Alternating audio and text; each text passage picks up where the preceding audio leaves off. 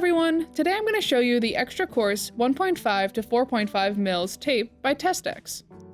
This product is used in conjunction with an analog or digital spring-loaded micrometer for acquiring surface profile measurements according to Method C in ASTM D4417.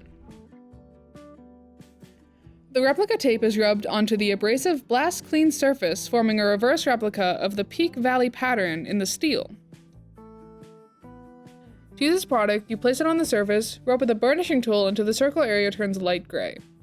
The replica is quantified using a spring-loaded micrometer to determine the maximum peak to valley depth. Furthermore, this roll of tape contains 50 pieces of tape. There's also another video on YouTube by KTA that goes through this process step by step, and I'll put it in the YouTube video description. This product can be found on KTA-Gage.com.